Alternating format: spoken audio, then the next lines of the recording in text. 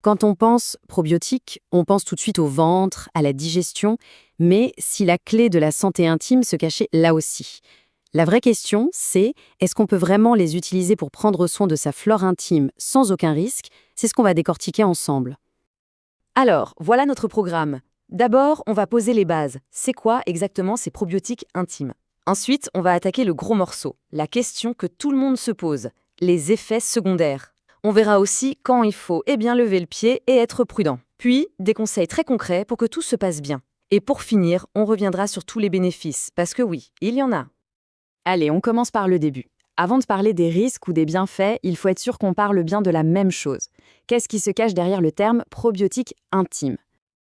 En fait, c'est assez simple. Il faut imaginer que la zone intime possède son propre écosystème, son propre petit monde, qu'on appelle la fleur de Döderlein. Les probiotiques intimes, ce sont tout simplement de bonnes bactéries, des lactobacilles pour la plupart, qui agissent un peu comme les gardiens de cet équilibre fragile. Leur mission, c'est de le protéger. Et franchement, la différence est énorme. D'un côté, quand la flore est équilibrée, tout va bien, confort, protection naturelle, moins de soucis récurrents.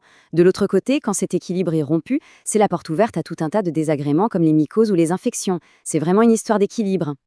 Bon, maintenant qu'on a vu la théorie, passons au sujet qui fâche un peu, ou en tout cas qui inquiète, les fameux effets secondaires. C'est une préoccupation tout à fait légitime et il est super important d'y répondre sans détour.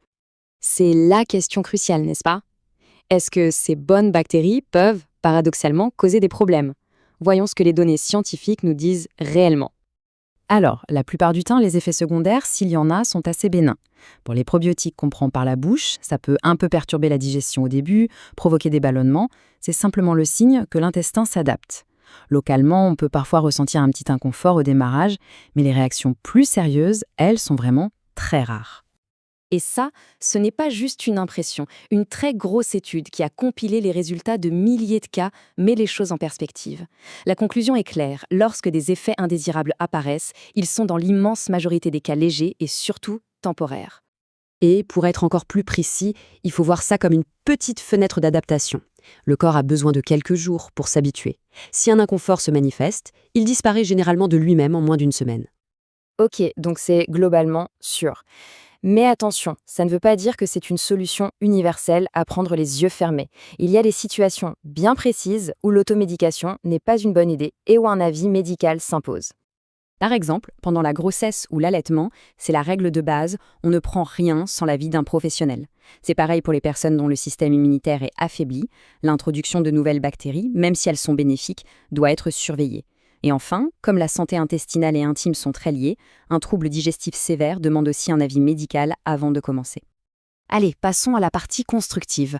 Comment faire pour utiliser les probiotiques intimes de la meilleure façon possible, pour maximiser les bienfaits tout en minimisant les risques? La clé, c'est d'avoir une approche réfléchie. Voici 4 règles d'or. Premièrement, on respecte scrupuleusement le dosage. Deuxièmement, le timing est important. Pour les probiotiques locaux, on les prend le soir au coucher. Pourquoi? C'est tout bête, mais la position allongée aide le produit à rester en place et à agir efficacement. Troisièmement, il faut penser à nourrir ces bonnes bactéries avec des prébiotiques qu'on trouve dans les aliments riches en fibres. Et enfin, si les problèmes persistent, on arrête d'expérimenter et on demande l'avis d'un expert. Après avoir parlé de toutes les précautions, revenons à l'essentiel, les bienfaits. Parce que lorsqu'ils sont bien utilisés, les probiotiques sont un outil formidable pour la prévention et le confort. Concrètement, qu'est-ce que ça donne? Eh bien, ils agissent sur plusieurs fronts. Ils aident à stabiliser le pH, ce qui empêche les levures responsables des mycoses de se développer. Ils limitent aussi l'adhésion des mauvaises bactéries, ce qui réduit le risque d'infection urinaire. Au final, tout ça se traduit par un meilleur confort au quotidien.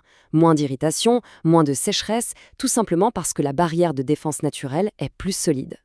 Bon, maintenant qu'on a une bonne vue d'ensemble, passons à quelques questions très pratiques que beaucoup de gens se posent. Première question, est-ce qu'on continue le traitement pendant les règles? La réponse est non, et c'est pour une raison purement mécanique. Le flux menstruel risque tout simplement d'évacuer le produit avant qu'il ait eu le temps de faire son travail. Il n'y a aucun danger, c'est juste une question d'efficacité. Autre question très fréquente, au bout de combien de temps peut-on espérer voir une différence? Le point crucial, c'est que ça dépend vraiment de l'état de la flore au départ. Mais en général, on considère qu'une cure d'1 à 3 semaines est souvent suffisante pour commencer à ressentir une véritable amélioration. La question de l'entretien sur le long terme est aussi importante. Est-ce qu'on les utilise en cure ponctuelle ou est-ce que ça peut devenir une routine? La réponse est oui, surtout pour ceux qu'on prend par voie orale. S'ils sont bien tolérés, ils peuvent tout à fait s'intégrer dans une routine de bien-être quotidienne pour maintenir l'équilibre sur le long terme. Et pour finir, une dernière question très importante pour la sécurité. Qu'est-ce qu'on fait si un petit inconfort s'installe et ne part pas?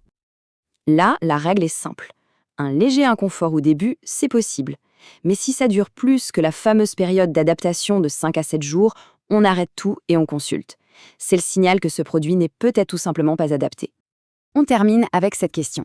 C'est quand même fascinant de se dire que notre bien-être intime repose sur l'équilibre invisible de milliards de micro-organismes. Et si finalement la clé était là? Prendre soin de ce petit monde intérieur pourrait bien être l'une des approches les plus prometteuses pour une santé durable et naturelle. C'est une idée qui mérite réflexion.